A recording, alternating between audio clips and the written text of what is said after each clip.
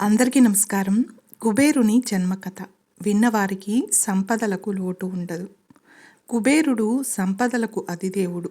ఆయన జన్మ వృత్తాంతాన్ని విన్నా చదివినా ఐశ్వర్య ప్రాప్తి కలుగుతుందని విశ్వాసం. ఎవరైతే కుబేరుని జన్మ వృత్తాంత కథను వింటారో వారికి జీవితంలో ధనానికి లోటుండదు. కుబేరుని జన్మ కథను విన్నవారికి ఆ కుబేరుని ఆశీర్వాదం కలుగుతుంది.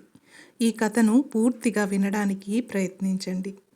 తిరుమల వెంకటేశ్వర స్వామి పద్మావతీదేవిని వివాహం చేసుకోవడానికి కుబేరుడి దగ్గర అప్పు తీసుకున్నాడని దానికి సంబంధించిన సాక్ష్యాలు ఇప్పటికీ రాగి రేకుల మీద లిఖిత రూపంలో ఉన్నాయని చెప్తారు. అయితే కుబేరుడు ధనానికి సంపదలకు అధిదేవుడు ఎలా అయ్యాడు, కుబేరుడి గత జన్మ వృత్తాంతమేమిటి అనేది ఈ వీడియోలో తెలుసుకుందాం. కథలోకి వెళ్లే ముందు ఒక్క లైక్ చేసి ఓం కుబేరాయ నమః అని కామెంట్ చేయండి. మీరిచ్చే చిన్న లైక్ నా ఛానల్ గ్రోత్కి ఎంతో సహాయపడుతుంది. మరి విన్నంతనే అష్టైశ్వర్యాలు కలిగే కుబేరుని జన్మ వృత్తాంత కథను ఇప్పుడు విందాం. బ్రహ్మదేవుని మానసపుత్రులలో ఒకడైన పులస్త్య బ్రహ్మ గొప్ప తపశ్శక్తి సంపన్నుడు. ఆయనకు తృణబిందువు అనే మహర్షి కుమార్తె అయిన ఇలావిడతో వివాహం జరిగింది. వారికి విశ్రవసుడు అనే తేజోవంతుడైన కుమారుడు జన్మించాడు. విశ్రవసుడు తన తండ్రి వలె గొప్ప తపస్వి, వేద పండితుడు. విశ్రవసువుకి 2 భార్యలు. మొదటి భార్య భరద్వాజ మహర్షి కుమార్తె అయిన దేవవర్ణిని. ఈమె అత్యంత సాత్విక స్వభావం కలిగినది, అలాగే ధర్మనిరుతురాలు. ఇక రెండవ భార్య సుమాలి అనే రాక్షసరాజు కుమార్తె అయిన కైకసి. ఈమె తన తండ్రి కోరిక మేరకు రాక్షస వంశాన్ని ఉద్ధరించడానికి శక్తివంతమైన కుమారులు కలగాలని విశ్రవసుని వివాహం చేసుకుంది. ఈమెలో రాజస తామస గుణాలు అధికంగా ఉండేవి. ఇక విశ్రవసువుకి అతని మొదటి భార్య అయిన దేవవర్ణినికి ఒక తేజోవంతుడైన కుమారుడు జన్మించాడు. తండ్రి పేరు మీదుగా అతనికి వైశ్రవణుడు అనే నామకరణం చేశాడు. ఆ వైశ్రవణుడే కుబేరుడు. అతను తన తల్లిదండ్రుల సాత్విక గుణాలను పుణికిపుచ్చుకొని బాల్యం నుండే ధర్మ మార్గంలో దైవ చింతనలో పెరిగాడు. అతనిలో రాక్షస వంశ ఛాయలు ఏమాత్రమూ లేవు. అదే సమయంలో విశ్రవసుని రెండవ భార్య అయిన కైకసికి రావణుడు, కుంభకర్ణుడు, విభీషణుడు అనే 3 కుమారులు, శూర్పణఖ అనే కుమార్తె జన్మించారు. వారు తమ తల్లి వైపు రాక్షస లక్షణాలతో, అధికార దాహంతో, హింసా ప్రవృత్తితో పెరిగారు. కానీ వైశ్రవణుడు అదే కుబేరుడు యవ్వనంలోకి అడుగుపెట్టగానే లోకాలలో గొప్ప కీర్తిని, ఉన్నత స్థానాన్ని పొందాలని ఆకాంక్షించాడు. అతను తన తాతగారైన పులస్త్య బ్రహ్మను ఆశ్రయించి మార్గం చూపమని కోరాడు. దానికి పులస్త్య బ్రహ్మ ఇలా అన్నాడు: నాయనా, తపస్సును మించిన శక్తి లేదు. నీవు బ్రహ్మదేవుని గురించి ఘోరమైన తపస్సు చేసి ఆయనను ప్రసన్నం చేసుకో అని ఉపదేశించాడు. ఇక వైశ్రవణుడు అంటే కుబేరుడు హిమాలయాలకు వెళ్ళి 1000 సంవత్సరాల పాటు కఠోరమైన తపస్సు చేశాడు. అతని దీక్షకు, నిష్టకు మెచ్చిన బ్రహ్మదేవుడు ప్రత్యక్షమై ఇలా అన్నాడు: వైశ్రవణ, నీ తపస్సుకు ప్రసన్నుడనయ్యాను. ఏం వరం కావాలో కోరుకో అన్నాడు.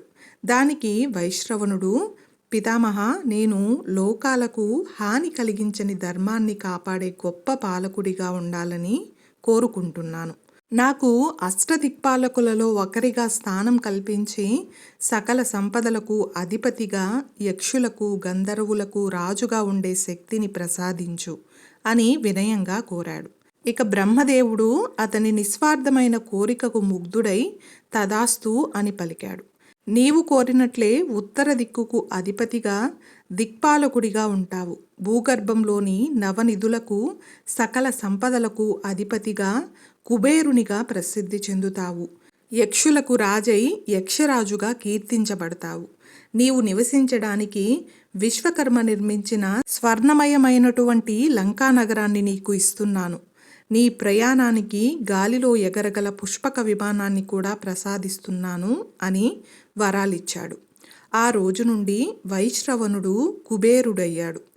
కు అంటే చెడు, బేరా అంటే శరీరం, అంటే తన శరీరంలోని చెడును అంటే రాక్షస అంశను తపస్సుతో జయించి మంచి శరీరాన్ని పొందినవాడు అని అర్థం. అతను తన తండ్రి ఆశీస్సులతో లంకా నగరానికి రాజై ధర్మబద్ధంగా వైభవంగా పరిపాలించసాగాడు. ఇక కుబేరుని వైభవాన్ని, అతని అధికారాన్ని చూసి రావణుడు అసూయతో రగిలిపోయాడు.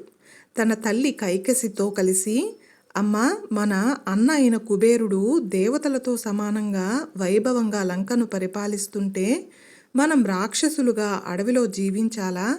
ఆ లంక, ఆ పుష్పక విమానం మనకు చెందాలి అని పన్నాగం పన్నాడు. ఇక రావణుడు తన సోదరులతో కలిసి ఘోరమైన తపస్సు చేసి బ్రహ్మ, శివుల నుండి అపారమైన శక్తులు పొందాడు. ఆ తరువాత అతను నేరుగా లంకపై దండెత్తి కుబేరునితో యుద్ధానికి దిగాడు. ధర్మపరుడైన కుబేరుడు తన సోదరునితో యుద్ధం చేయడం ఇష్టం లేక తండ్రి అయిన విశ్రవసుని సలహా మేరకు శాంతియుతంగా లంకా నగరాన్ని, పుష్పక విమానాన్ని రావణుడికి వదిలేసి ఉత్తరం వైపు హిమాలయాలకు వెళ్ళిపోయాడు. లంకను కోల్పోయిన కుబేరుడు నిరాశ చెందలేదు. అతను కైలాస పర్వతానికి సమీపంలో గంధమాదన పర్వతంపై దేవశిల్పి అయిన విశ్వకర్మ సహాయంతో అలకాపురి అనే ఒక నూతన అద్భుతమైన నగరాన్ని నిర్మించుకున్నాడు. అది స్వర్గానికి మించిన వైభవంతో, సకల సంపదలతో, యక్షగంధర్వ గణాలతో నిండి ఉండేది. అక్కడ అతను పరమశివుడికి పరమ భక్తుడిగా మారాడు. ప్రతిరోజు కైలాసానికి వెళ్ళి శివుణ్ణి దర్శించుకొని ఆయనకు సేవ చేసేవాడు. అతని అచంచలమైన భక్తికి, అతని ధర్మనిరతికి పరమశివుడు ప్రసన్నుడయ్యాడు. ఆయన కుబేరుణ్ణి తన ప్రియమిత్రుడిగా స్వీకరించాడు. శివుడు కుబేరుణ్ణి తన నివాసమైన కైలాసానికి, దాని సంపదలకు కూడా సంరక్షకుడిగా, కోశాధికారిగా నియమించాడు.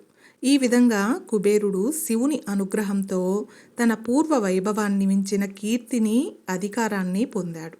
కుబేరుడు సంపదలకు అధిపతి అయిన అతని రూపం కొంచెం వికృతంగా, పొట్టిగా, పెద్ద పొట్టతో వర్ణించబడి ఉంటుంది. దీని వెనుక కూడా ఒక కథ ఉంది. ఒకసారి కుబేరుడు శివపార్వతులను దర్శించుకోవడానికి కైలాసానికి వెళ్ళాడు. అక్కడ అత్యంత సౌందర్యవతి అయిన పార్వతీదేవిని చూసి ఒక్క క్షణం అతని మనసులో కామంతో కూడిన ఆలోచన మెరిసింది. వెంటనే తన తప్పు తెలుసుకొని పశ్చాత్తాపడ్డాడు. కానీ ఆ సూక్ష్మమైన చెడు ఆలోచనను కూడా గ్రహించిన పార్వతీదేవి ఆగ్రహంతో అతని ఎడమ కన్ను పేలిపోయేలా శపించింది. ఇక కుబేరుడు ఆమె పాదాలపై పడి క్షమించమని వేడుకోగా మహాశివుడు కల్పించుకొని, దేవి క్షమించు, అతను తన తప్పు తెలుసుకున్నాడు అని మహాశివుడు అనగానే పార్వతీదేవి శాంతించి అతని కన్ను తిరిగి వచ్చేలా చేసినా అది చిన్నగా పసుపు రంగులో ఉండిపోయిందట. అందుకే కుబేరుణ్ణి ఏకాక్షి పెంగళుడు అని కూడా అంటారు. ఈ సంఘటన అతనిలోని మిగిలి ఉన్న రాక్షస గుణానికి, దానిపై అతను సాధించిన నియంత్రణకు ప్రతీక. ఇక కుబేరుని గత జన్మ విషయానికి వస్తే, వ్యాస మహర్షి రచించిన శివ మహాపురాణం ప్రకారం కుబేరుడు గత జన్మలో కాంపిల్య నగరంలో యజ్ఞదత్తుడు అనే బ్రాహ్మణుడు ఉండేవాడు. అతని భార్య పేరు సోమిదమ్మ. ఈ యజ్ఞదత్తుడికి, సోమిదమ్మలకు గుణనిధి అనే అందమైన కొడుకు పుట్టాడు. లేక పుట్టిన పిల్లవాడు గుణనిధి. కాబట్టి అతని తల్లిదండ్రులు ఎంతో అల్లారుముద్దుగా పెంచారు. ఇక కాస్త పెద్దయ్యాక తల్లిదండ్రులు గురువుల దగ్గరికి వెళ్ళి చదువుకోమని పంపిస్తే గుణనిధి మాత్రం రాత్రింబవళ్ళు జూదమాడేవాడు. బ్రాహ్మణ ఆచారాలన్నీ వదిలిపెట్టి జూదానికి అలవాటు పడ్డాడు. అలాగే ఎప్పుడూ జూదం ఆడే వాళ్ళతోనే స్నేహం చేసేవాడు. జూదంలో ఓడిపోయినప్పుడు తన తల్లి శరీరంపై ఉన్న వస్తువులన్నింటినీ అమ్మి అప్పు తీర్చేవాడు. తల్లి ఎంత చెప్పినా వినేవాడు కాదు. తల్లి గుణనిధికి జూదరులతో స్నేహం చేయవద్దని, జూదం ఆడవద్దని ఎన్ని మంచి మాటలు చెప్పినా గుణనిధి వినేవాడు కాదు. వాళ్ళ తండ్రి చెప్పినట్లు చేయమని పదే పదే తల్లి చెప్తూ ఉండేది. కానీ గుణనిధి మాత్రం ఎప్పుడూ వినేవాడు కాదు. యజ్ఞదీక్షితుడు ఇంటి పనులలో పడి కొడుకు యొక్క ప్రవర్తన గురించి పెద్దగా శ్రద్ధ చేసేవాడు కాదు. కానీ అప్పుడప్పుడు మాత్రం కొడుకు గురించి తన భార్యని అడుగుతూ ఉండేవాడు. కానీ ఆమె గుణనిధి చదువుకుంటున్నాడని, తన దగ్గరే ఉంటున్నాడని అబద్ధాలు చెప్పేది. ఎందుకంటే గుణనిధి లేక పుట్టినవాడు కాబట్టి అందుకు ఆమె పుత్ర ప్రేమతో, గారాభంతో వెనకేసుకుని వచ్చేది. తన యొక్క తప్పులను కూడా కప్పిపుచ్చేది. ఇక గుణనిధికి 16 సంవత్సరాల వయసులోనే పెళ్లి చేస్తారు. ఒకరోజు తల్లి గుణనిధికి ఈ విధంగా చెప్తుంది. నాయనా గుణనిధి, నీవు రోజూ జూదమాడుతూ చెడు వ్యసనాలకు అలవాటు పడి వీధుల్లో వెర్రివాడిలా తిరుగుతూ ఉన్నావు. ఇలా తిరగడం వల్ల మన ఇంటి పరువు కానీ మీ నాన్నగారి గౌరవం కానీ నాశనమవుతుంది కదా. ఇంత చిన్న వయసులో నువ్వు ఈ వ్యసనాలకు జూదానికి అలవాటవుతున్నావు. నాయనా, ఈ వ్యసనాలన్నీ మానేసి మంచి దారిలో నడువు అని తల్లి ఎన్నిసార్లు చెప్పినా గుణనిధిలో మాత్రం ఎటువంటి మార్పు రాలేదు. మళ్ళీ ఎప్పటిలాగే జూదం ఆడడం, చెడు వ్యసనాలకి అలవాటవ్వడం జరుగుతూనే ఉండేది. ఒకరోజు యజ్ఞదీక్షితుడు అంటే గుణనిధి తండ్రి తన నవరత్నాల ఉంగరాన్ని ఒక జూదరి వేలికి ఉండగా చూశాడు. అది తన ఉంగరమే అని ఆయన గుర్తించి ఆ జూదరిని కలిసి ఈ ఉంగరం అతనికి ఎలా వచ్చిందో చెప్పమని అడుగుతాడు. అప్పుడు ఆ జూదరి, మీ కుమారుడు గుణనిధి జూదంలో ఓడిపోయి ధనానికి బదులు ఈ ఉంగరాన్ని తనకు ఇచ్చాడని చెప్తాడు. అదీగాక ఇంట్లో వస్తువులన్నీ తాకట్టు పెట్టి జూదంలో ఆడుతూ తిరుగుతున్నాడని, జూదంలో గుణనిధి అంత గొప్పవాడు మరొకడు లేడని ఆ జూదరి చెప్తాడు. ఇక ఆ రోజు గుణనిధి తండ్రికి నిజం తెలిసిపోతుంది. తండ్రికి నిజం తెలియడంతో గుణనిధి భయపడ్డాడు. ఇంటి నుంచి పారిపోయి ఒక శివాలయంలో దాక్కున్నాడు. ఆ రోజు మహాశివరాత్రి కావడం వల్ల శివాలయానికి వచ్చిన భక్తులు ఆలయంలో పూజలు జరిపి ప్రసాదం అందరికీ పంచిపెట్టి తమ శక్తి కొద్దీ జాగరణలు చేసి మెల్లిగా నిద్రలోకి జారుకున్నారు. బాగా చీకటి పడ్డాక గుడిలో ఉన్న గుణనిధికి ఆకలి, దాహం ఎక్కువయ్యాయి. ఇక జనాలంతా పడుకున్నారని నిర్ధారించుకున్నాక ఆకలితో ఉన్న గుణనిధి శివునికి అర్పించిన ప్రసాదాలను తిందామని గర్భగుడిలోకి వెళ్ళాడు. చీకటిలో ఏమీ కనిపించక తన పై వస్త్రాన్ని చించి వత్తిగా చేసి అక్కడున్న నూనెతో దీపాన్ని వెలిగించాడు. ఆ వెలుతురులో ప్రసాద పాత్ర కనిపించేసరికి ఆనందంతో వాటిని తీసుకుని బయటికి నడుస్తూ ఉండగా గుడిలో నిద్రిస్తున్న ఒక భక్తుని కాలు తగిలి అతని అడుగుల చప్పుడుకు భక్తుడికి మెలకువ వచ్చి దొంగ దొంగ అని అరవగా రాజభటులు అతన్ని వెంబడించి బాణాలతో కొట్టారు. దానితో గుణనిధి ప్రాణాలు పోయాయి. గుణనిధి ప్రాణాలు పోయినంతనే యమపురి నుండి యమభటులు, కైలాసం నుండి శివభటులు వచ్చారు. శివరాత్రి పర్వదినమున పరమశివుని దర్శించి లింగోద్భవ కాలం వరకు వేచి ఉండి శివ ప్రసాదానికై పరితపించుటచే శివానుగ్రహమునకు పాత్రుడయ్యాడని శివభటులు యమభటులకు ధర్మసూక్ష్మములను వివరించి గుణనిధిని కైలాసానికి తీసుకువెళ్లారు. గుణనిధి శివాజ్ఞ ప్రకారము కలియుగాధిపతియగు నరిందముడు అనే రాజుకు కుమారుడై జన్మించి పూర్వజన్మ వాసనా ప్రభావం వలన శివానుగ్రహము వలన బాల్యం నుండి శివభక్తుడై శివ ధర్మాన్ని అనుసరించి యుక్త వయస్కుడై రాజయ్యాడు. సకల జనరంజకంగా పాలించి సత్కార్యాలను చేసి సన్మార్గంలో నడిచి పుణ్యాన్ని గడించి మరణించాడు.